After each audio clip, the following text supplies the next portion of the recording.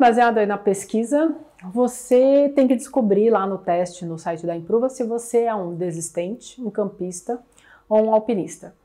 E essa pesquisa, ela identificou esses 3 perfis justamente com base em quão capaz você é de gerenciar a sua reação em relação a uma adversidade. E agora a gente vai descobrir como isso funciona dentro do cérebro e como você pode mudar a sua reação. E eu vou fazer alguns comentários sobre o DISC, quais são as principais características aí que a gente pode usar do perfil para mudar essa reação, principalmente a reação abusiva, a reação superlativa a determinadas situações que são desnecessárias. Ou não, é o oposto, tá? Na verdade, ou a reação superlativa ou a não reação, que você engole e não coloca o seu posicionamento em determinadas situações. Então, quando a adversidade ataca, se você tiver um QA alto, é mais provável que você perceber algum modo de exercer influência sobre a situação. Então, tem uma adversidade, sei lá, o seu carro quebrou. Qual a sua influência para resolver aquela situação? Então, isso é controle. Você tem como gerenciar esse controle sobre a situação. Isso te acalma. Esse é o ponto. Você não perde o eixo em função dessa situação. Assumir a responsabilidade de melhorá-la ou melhorá-la, né, como um todo. Aí a participação. Qual a sua participação? Você consegue consertar o carro, né? Ou chamar um mecânico? Qual é a ação que você consegue realizar para que você saia daquela situação? Então você tem um controle da sua reação. A sua reação, ela vira uma ação, não simplesmente uma reação adversa, né? E percebê-la como passageira ilimitada, que é, nesse caso de um carro quebrado, se você trabalha, tem renda, né, tem um seguro, enfim, sei lá, você sabe que essa situação ela é passageira ilimitada. E isso é a questão do alcance e resistência do modelo do QA. E quais são os sintomas de uma pessoa que tem um QA baixo, né, em geral? Olha ao redor e olha se você não tem algumas dessas reações, né? E isso precisa mudar, é justamente isso. Isso é criar, quando você muda a reação à situação, você muda o caminho que seu cérebro faz. Então aquela sinapse que fica passando, né, a eletricidade de um lado, né, para o outro, você muda e criam-se novos caminhos, que é o que fala, né, na neurociência. E aí você consegue gerenciar melhor o seu QA.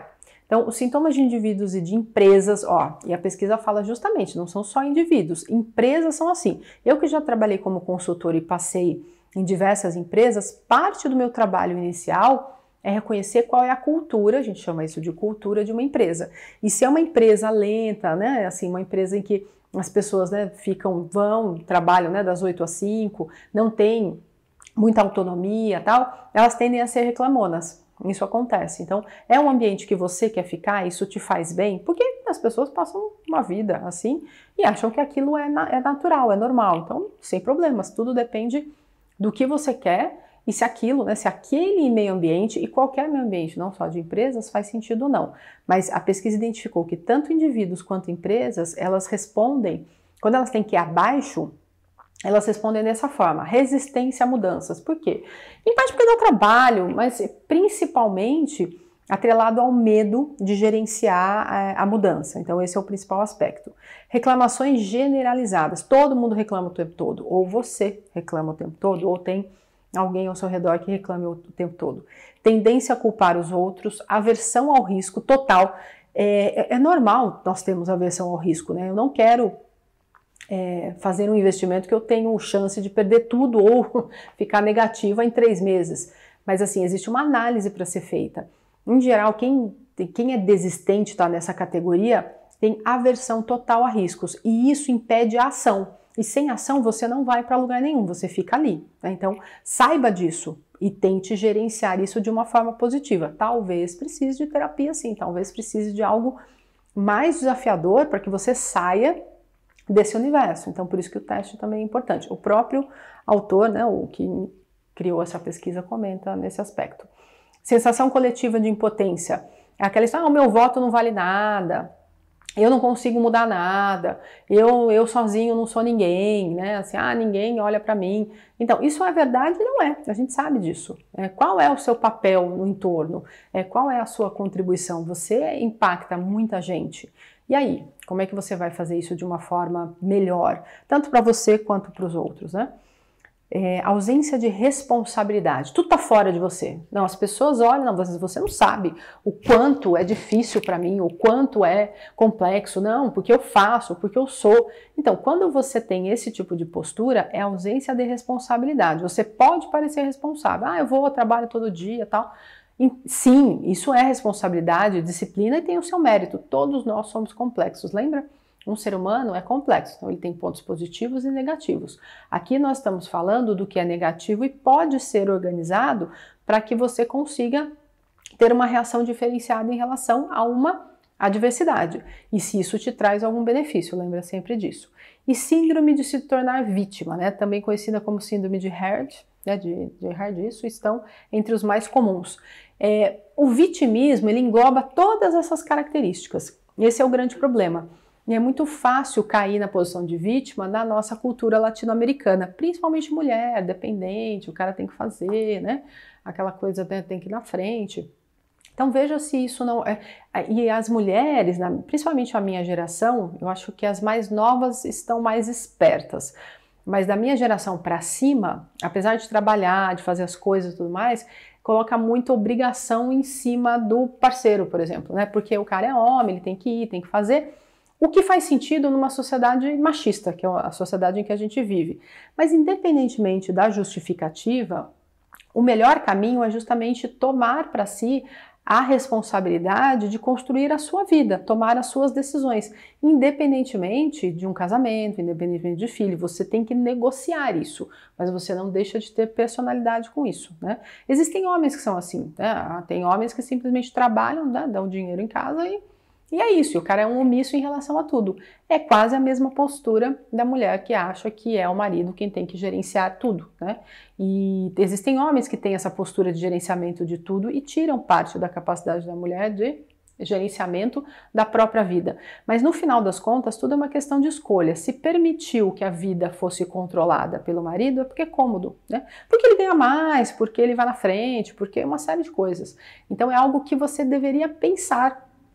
Se isso te afeta negativamente, se tiver ok, e o contrato de vocês for esse, ok. Mas a questão é, você está incomodado ou incomodada com isso? Né? Se sim, o que fazer? Mudar a sua reação. E a reação só muda se você tiver consciência de qual ação você deve tomar. Então, qual é o controle sobre a ação que você tem? É isso que você tem que pensar. Então, só para fechar essa questão do que é o modelo, ele é baseado em entrevistas de mais de 100 mil pessoas. E o autor, o Paul Stoltz, ele, além de entrevistar as pessoas, ele classificou essas reações. Então, como eu comentei, lá o Moulton, com o DISC, ele começou a estudar as pessoas normais. Tanto que o nome do livro do Moulton é a emoção das pessoas, as emoções das pessoas normais. Porque até então só estudava gente louca, né? Gente com anomalias de comportamento. Mas e nós, que somos 95, 99% da população, que não temos nenhum problema mental no sentido de precisar ser excluído da sociedade. Então, assim, eu ofereço um risco ao outro ou um risco a mim mesmo? Não. Então, eu consigo conviver. Mas como eu consigo? Eu consigo ter uma vida plena? Essa era a questão a ser respondida pela pesquisa. E no final, o Paul Stoltz, ele descobriu qual é o DNA do sucesso. Por quê? Assim como no treinamento de finanças pessoais que eu faço aqui, na plataforma EAD da Improva, em que fala que também é baseado numa pesquisa e por que algumas pessoas viram milionárias e outras não. Sendo que dedicação, trabalho duro, disciplina são características específicas de milionários, e lembrando que milionários nessa classificação são pessoas comuns. Por que pessoas dedicadas, que trabalham muito tal, e disciplinadas não ficam milionários? Porque tem as que ficam e as que não ficam. E justamente essa questão era a resposta a isso. Lá para os milionários existe uma classificação de riqueza. E aí você sabe se comparar, onde você deveria estar. Você deveria ter um patrimônio líquido de 78 mil reais, ou 500 mil, ou 300 mil, não importa. Então é um bom parâmetro para você saber se você está mais ou menos, ou para onde ir e como, né, fazer isso. Aqui é um pouco mais abrangente, e o Paul Stoltz, ele chegou à conclusão de que sucesso tem muito mais a ver com a gestão de adversidade. Em parte, o livro lá do milionário também fala isso, só que ele não fala de uma maneira clara, porque os caras não são psicólogos clínicos, como é o caso do Paul Stoltz. Então, quais são os fatores de sucesso? E a parte, né, da pesquisa fala que havia muitos empreendedores, alguns falidos e outros bem-sucedidos. Quais são essas características? E hoje, se você olhar no mundo digital, por que tem gente que fala sobre marketing digital, por exemplo, que tem um monte de gente falando sobre isso hoje, tem N canais no YouTube e tal. Por que tem uns que têm sucesso e outros que não? Quais são as características desses empreendedores que realmente impactam no sucesso das pessoas, né? Do sucesso do seu negócio através das suas características pessoais? Aí veio essa classificação. Então vamos falar um pouquinho dos desistentes. Quem são os desistentes? Quando você faz o teste lá, assim como no DISC, você vai saber quem é você dentro de uma classificação parametrizada. Então, tem aversão a riscos, ó, isso é muito importante. Quem tem aversão total a riscos não vai para frente, porque viver é um risco. Imagina que você nasce e pode cair uma bomba em cima do hospital onde você está, você já morre com 3 minutos de vida. Tudo é risco na vida. Tudo tem um risco.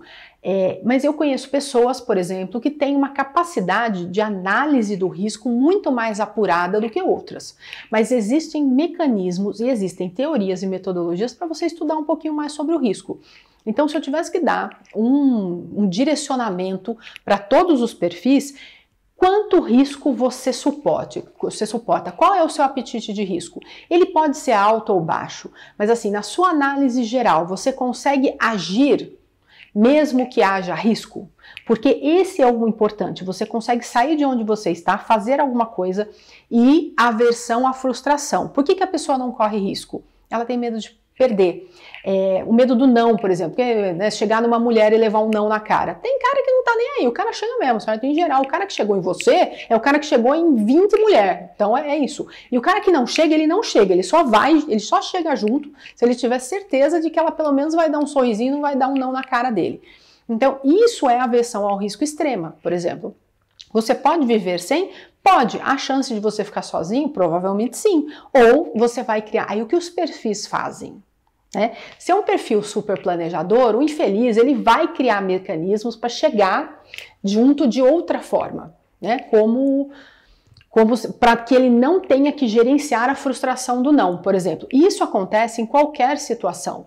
Isso é natural, né? E não tem problema nenhum, desde que você saiba como você age e como chegar ao objetivo, né? Nesse caso, pegar a mulher. Então, beleza, aí você chegou lá e conseguiu o seu objetivo. Não passou uma vida inteira sozinho abandonado. Então, como tratar risco, né? Existe um treinamento da Improva sobre gestão de risco e ele é técnico, tá? São técnicas elaboradas para que você consiga analisar de uma forma estruturada o que é aquela situação e qual tipo de risco ela oferece. Como eu disse, tem gente que faz isso nato, mas não é muito comum. Eu conheço poucas pessoas que fazem isso. Eu mesma não tenho uma capacidade de análise de risco tão rápida quanto algumas pessoas que eu conheço. Hoje eu tenho muito melhor porque eu fui gerente de governança até, tal, em multinacional, e eu tinha que elaborar esses métodos estruturados e eu aprendi muito nesse processo. Isso ajudou a minha vida pessoal. Mas se você não tem acesso, não trabalha com isso, eu aconselho muito, principalmente se o seu teste aqui, ele deu desistente, essa é a principal característica que você deve levar em consideração no seu processo de melhoria. Risco. Então, essa aversão ao risco, ela vem de onde? Nesse treinamento, a gente acabou de falar sobre as experiências da juventude. Então, você já fez uma análise sobre isso. Vem daí? Se sim, qual é o problema e como tratá-lo com essa metodologia estruturada, como são passos, ela te ajuda a perder o medo do risco, de assumir determinados riscos. Isso faz toda a diferença em todos os relacionamentos, né? Aqui na Improva, neste universo, por que eu estou forçando você a pensar nessa questão do risco? Para que você tenha ação. É só isso. Esse é o meu intuito aqui. Para a sua vida no geral, vale a pena também, para você avaliar diversos tipos de risco. Então tem aversão ao risco em geral, são profissionais que não suportam o peso da escalada profissional. Não é uma pessoa que consiga trabalhar na Ambev, por exemplo, num ambiente de superpressão. Outras empresas que têm pressão, mas que tem uma avaliação lenta, que você não vai ser mandado embora em 3 meses, tal, o cara até fica, né? Mas o Paul Stotz, ele fala, né, como exemplo dessa categoria, né, que são funcionários públicos e acadêmicos em geral de universidades públicas, né, são professores que o cara sabe exatamente, ele tem um nicho e ele atua naquele nicho, sem grandes riscos, né. Então isso, eu sou professora e na verdade o meu teste deu alpinista. Então depende, não é porque você dá aula que você é um desistente. E não é porque você é diretor de empresa que você não é um desistente. Tem esse aspecto também, você sobe alavancado e poderia ir mais longe ou mais leve. Esse é o ponto. Você vai para onde você quiser, desde que você tenha ação. Então o desistente ele pode assumir determinados riscos. E isso faz com que ele tenha ações e chegue em algum lugar. Mas ele chega leve, que é essa questão do equilíbrio também entre vida pessoal e profissional. Então é uma pergunta para ser levada em consideração. E os campistas? Quem são os campistas? De certa forma estão presos à zona de conforto, buscam segurança e também previsibilidade, esse eu acho que é o principal. Não fazem nada mais do que é suficiente. Perdem a motivação facilmente diante de coisas complexas e com isso suas capacidades muitas vezes atrofiam. São aquelas pessoas, no treinamento de autoconhecimento, tem lá os fatores favoráveis e promotores. Os campistas em geral, eles usam as características favoráveis. Eu sou inteligente, eu sou esperto, eu tenho uma boa faculdade, eu sou bonito, enfim, né? São características favoráveis ao sucesso. Quando eles entram naquele patamar em que eles querem ficar, eles não usam os fatores promotores, eles não vão, porque o fator promotor geralmente é usado pelo alpinista para ir mais longe. O campista, ele chegou onde ele queria. Tem problema ficar ali? De maneira nenhuma. Até daqui a pouco eu vou fazer uma analogia boa lá com os alpinistas, que em parte é a analogia do Paul Stoltz aí. Em caso de risco, os campistas estão sempre em cima do muro. Eles demoram mais para decidir. Por quê? Em parte em função do próprio risco e da questão do planejamento, né? Mas dentro dos campistas, o próprio Paul Stoltz, ele comenta que assim, você tem, por exemplo, uma montanha. Eu acho que é a melhor analogia. O desistente, ele olha para a montanha e já tem preguiça. Não dá, eu não vou subir isso aí não. Deus me livre, olha só, né? Aí ele para em qualquer lugarzinho ali, se tem uma arvorezinha e tal, ele fica ali, né, no descampado. E ele não quer muito trabalho também, ele não quer tanto trabalho para sair dali.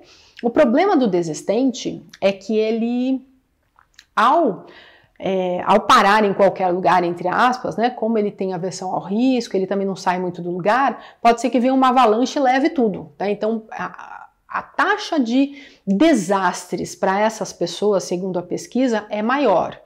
E como a pessoa e o desistente não lida bem com a adversidade, aí ele acha que a vida é um lixo, aí é o céu, a vida, é o azar. Então, aí ele pega, a avalanche vem, leva toda a casinha, ele faz do lado. Assim, como ele não gosta muito de risco, eu vou fazer aquilo lá, também não quero ir muito longe. Então, essa é a melhor analogia do desistente. Já o campista, que é a grande maioria de nós, ele olha para a montanha, vê onde tem lá avalanche e tal. Não vou construir aqui, né? Pô, sacanagem. Ele trabalha, ele tem objetivos e tal. Então, lembra, ele usa os fatores favoráveis. Aí ele vai e verifica um lugar melhor lá. E aí você tem os campistas que ficam ali embaixo. O cara não quer nem subir 10 metros de montanha, não quer. Então, ele fica ali. Aí ele fica perto do rio, né? Constrói uma casinha e tal. Aí tem um campista que vai acima da montanha, um pouquinho assim. Ele vai pro pé da montanha, ele vê lá um lugar legal, né? É o cara que tem... assim, tem uma grana legal, tem uma renda legal, o cara que ele chegou ali e ele tá feliz, ele não quer escalar o Everest. Pô, dá um trabalho, e você pode morrer lá em cima. Então, você tem um monte de coisa, e o trabalho que dá, demora 1 ano e meio, são 6 meses usando aquela bota aqui, né, para você conseguir ir ao Everest, porque aquela bota que eles usam lá é tão pesada que você tem que começar a usar aqui para ter músculo, para conseguir subir lá pro Everest. Aí lá tem os 3 pontos, né, que você chega, 3 postos para acostumar lá com um pouco oxigênio, né? O ideal seria ser para Machu Picchu, aí depois ir para o Everest, né? Tá, ver se você consegue sobreviver a altitude sem oxigênio. Então o campista, ele não quer passar por isso, ele olha para tudo. Então, o campista, tem uma pesquisa, que eu lembrei agora fazendo o vídeo, que diz que os campistas em geral, eles têm um senso de planejamento muito grande. Então, como eles têm uma noção de que aquilo vai dar muito trabalho, eles param ali. E 80% de nós é isso, 90% de nós. Você olha para aquilo e fala, não, tá bom aqui. O grande problema, na verdade, aí é a minha colocação, é o seguinte, as pessoas não sabem o que é aqui. O que é aqui para você? Quanto custa a sua vida? Qual é o tipo de vida que você quer? O que é conforto? Você quer luxo ou só conforto? Ter um carro é conforto. Ter um carro de luxo é luxo. E aí, o que você quer? Ter um carro de luxo tem status. Você quer status? Tudo bem, comprou um iPhone, tem, né? Usa só Adidas. Tem uma série de coisas que são incorporadas à nossa vida, que vêm e que são coisas externas e não necessariamente aquilo que você quer. Então, pensar no que você quer te ajuda. Se o seu teste deu como um campista baixo, você está muito próximo do desistente. Então tem um trabalho aí a fazer e repensar. Se o seu campista é quase um alpinista, não sei, você quer chegar ao Everest? Onde é esse Everest? É um modelo de negócio?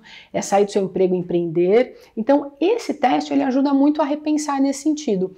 E qual, mais uma vez, a sua reação em relação a situações difíceis? É isso que vai fazer a diferença entre sucesso e não sucesso, que inclusive boa parte desses 100 mil entrevistados são empreendedores nessa pesquisa. E a grande diferença entre o vencedor e o perdedor é que o vencedor, ele aprende com a adversidade e vai de novo, e de novo, e de novo. E de novo, eu costumo brincar que é igual concurso público, só não passa quem desiste. Não importa se você prestou 3 ou 10 vezes, você vai passar. Porque é natural que você aprenda. O processo de não passar é um processo de aprendizagem. Só não aprende quem não quer. Então, o desistente, ele usa todo esse aprendizado ruim para justificar o porquê não passou ou porquê não conseguiu. A ideia é mudar esse mindset. Usar isso como, não deu certo. Bom, agora eu sei como não dá certo. De novo, né, que é o Thomas Edison, né, que ele, sei lá, foram 198 vezes, né, de fracassos. Não, foram 198 vezes que eu aprendi o que não dava certo, até que uma vez deu certo. E precisa dar certo só uma vez. Lembra disso. E o alpinista que quer chegar lá no Everest? Então, em geral são empreendedores que fracassaram algumas vezes antes de chegar lá. Por quê? Porque ele realmente entende que o fracasso não é motivo para não continuar. Então é aquele cara, voltando lá para a analogia da montanha, que está subindo a montanha. Ele chega num dos postos. Ele vê que ele não tem condição nenhuma de ir pro topo, porque ele não tem condições físicas, ele não consegue processar oxigênio direito. Isso acontece, por isso que eu brinquei. Eu conheço pessoas que foram para o Everest, mas elas foram primeiro para Machu Picchu, para ver se você suporta ficar lá, e, né, naquela altitude. E depois você vai para o lugar mais alto do planeta. Mas ele não desiste, ele chega lá. Aí existem medicamentos para compensarem a falta de oxigênio. A pessoa precisa ficar mais tempo lá, né? 1 mês de adaptação não é o suficiente, talvez 2 ou 3 meses. E o alpinista, ele vai chegar, nem que ele morra. Esse é o ponto. Então, se valeu a pena chegar lá, não importa quais são as consequências. E muitas vezes o alpinista ele tem um viés muito negativo, não importa as consequências. Então ele leva família, ele leva dinheiro, ele leva paciência, ele leva tudo de todo mundo. Então conviver com um alpinista, um desistente, é complicado, né? Hoje, se eu pudesse fazer uma analogia de um alpinista louco, é o Elon Musk, é o maior industrial que a gente tem hoje. O cara tem o punch de um Ford, né, de um Henry Ford, e inferniza a indústria automotiva e banco, né, porque o cara vai. Ele ficou rico, né, o primeiro bilhão dele foi com a venda do PayPal, que ele e o irmão desenvolveram na mão, né? Aliás, é uma biografia que eu recomendo, né? É uma biografia autorizada, mas de um autor que colocou alguns pontos interessantes sobre a personalidade do cara. Ele é um alpinista nato, e ele simplesmente vai, inclusive colocando a própria fortuna em risco. Então, a análise de risco de um alpinista é ruim. Ele, assim como o desistente, ele não age, o alpinista ele age independentemente do risco. Então tem esse aspecto. No final das contas, assim, o meu alpinista, né, o meu teste deu o início do alpinista, na verdade. Eu não sou tão alpinista assim, não. Eu não enfio o pé na lama, né, até o fim, né? O Warren Buffett fala isso, né? Põe o pé no fundo do rio, mas não tão fundo, né? Então, aí já é uma mentalidade de campista, pode ser um campista premium, mas o alpinista mesmo, ele vai, e em geral consegue. O Paul Stoltz, ele identifica, né, que o alpinista ele realmente tem característica de sucesso, basicamente porque ele não desiste, né? Aí tem um outro livro, que talvez eu faça um treinamento, que chama Garra, que é muito ligado ao mindset, e fala sobre as pessoas, então, que são, aí é uma análise só dos alpinistas, e quais são as características interessantes que nós mortais podemos pegar desses caras que vão muito além, né? E a autora, ela faz uma análise dos alpinistas que não chegaram lá e como que é a vida desses caras e o que acontece, né? Quando você chuta o balde de tudo. A grande maioria morre, tá? Já te falo. Eu já dou spoiler aí do livro. A grande maioria morre. O desistente também, mas o desistente morre sem nem chegar a ser pseudo-conhecido, né? Essa é a grande diferença. Quem são os alpinistas segundo a definição lá do Paul Stoltz? São aqueles incansáveis na sua escalada, não cansa nunca. Os que não desistem nunca. Os que estão sempre em busca de desafios, os que se recusam decididamente a fazer parte da média geral. A mediocridade vem de média, só isso, tá? É um mediano, então isso não é suficiente para eles, mas tem um custo a pagar, então todas as suas escolhas têm custo, lembra? Os alpinistas confrontam as adversidades enquanto os demais continuam pensando em novas possibilidades. Ah, se dá, mas não dá para chegar no Everest de helicóptero? Não dá. Lá no pico não dá, não tem oxigênio, não tem helicóptero que chega lá, não tem avião, ninguém passa lá. A única coisa que passa em cima do Everest são os Growls que migram, né? Da Ásia pro Japão. É a única coisa que passa em cima do Everest é esse bicho. Todo o resto dos humanos ou o resto dos bichos da Terra contornam, mesmo que ele tenha asa. E só para você lembrar o que é um alpinista mesmo, tem a foto aí no slide do David Lamba, escalando, né, na Áustria em 2018. Então, esse cara era um dos 10 maiores alpinistas do mundo. Sabe quantos dos 10 alpinistas do mundo estão vivos hoje, 2020? Então eu pesquisei a lista. Nenhum. Todos eles morreram, porque não foi suficiente chegar só uma vez no Everest. Eles tiveram que ir mais de uma vez. E aí, em uma delas, eles morreram. E quantos somos nós, desistentes, campistas e alpinistas, né? Segundo essa pesquisa aí com 100 mil pesquisados, 10% de nós somos desistentes, 80% são campistas e 10% somos alpinistas, ou seja, é a curva normal, né? Se você colocar uma curva normal estatística, você tem as duas pontas, né? O alpinista e o desistente, e um balaio de gato que somos nós que nós temos dificuldade em sair da zona de conforto. Mas, assim, recentemente eu vi no Instagram, no Facebook, um rabino, né, comentando sobre a lagosta, que a lagosta inclusive tem depressão, diga-se de passagem. Se você ler lá 12 Regras da Vida, do Jordan Peterson, você vai entender do que eu tô falando. Mas a lagosta, chega um momento que ela cresce, e aquela casca, como ela tem um exoesqueleto, né, o esqueleto não tá dentro dela, tá fora. Aí ela cresce e fica tão insuportável que ela tem que ir para debaixo de uma pedra e se livrar daquele esqueleto. Mas aí é dolorido, muito doloroso, né? Arrancar aquele treco lá, né? Aquele corpo, aquele exoesqueleto, aquele corpo externo lá. E aí ela fica frágil, ela pode ser comida muito facilmente. Aquela casca, bem ou mal, né? Aquele esqueleto externo dá uma certa proteção para ela. Mas ela fica lá, ela tem que ficar parada. Nesse processo de mudança, ela tem uma dor muito forte e, consequentemente, ela tem um processo de descanso. Para quê? Para que ela fique mais confortável, para que ela mude de patamar. Esse é o processo que a grande maioria de nós tem, né? E que nem eu comentei sobre Elon Musk, que é um super alpinista, mas existem pessoas como nós que são alpinistas e tem uma postura alpinista natural, que é aquela pessoa que aprende com os próprios erros, né? Que realmente está interessada em melhorar de vida de alguma forma, né? Independentemente dela ser um campista, né, mediano para cima, ou um alpinista que está disposta a jogar tudo para o alto em função de uma ideia, que são poucos de nós no final das contas. Nós temos família, contas a pagar, né? É a história, né? Vá fundo no rio, mas nunca coloca o pé no fundo, né? Dá uma segurada para não se afogar, essa é a metáfora, né? Ou vai e volta relativamente logo, né? Relativamente rápido. Então, a grande maioria de nós realmente são campistas, né? E Como que você melhora a sua vida de campista na sua zona de conforto? A zona de conforto, ela pode ser interessante, mas ela pode ser estagnada, principalmente nessa questão do risco. Por isso que essa análise de risco é muito importante. E saber quem você é ajuda a identificar o que você quer.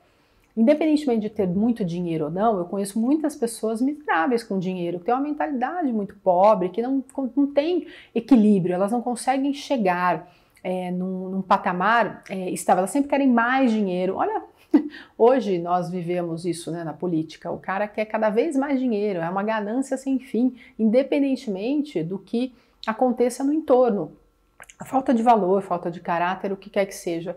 Mas eu me pergunto, vale a pena? Esse é o objetivo de todos nós? É assim que nós estamos evoluindo como sociedade? Se você olhar países ricos, não é assim.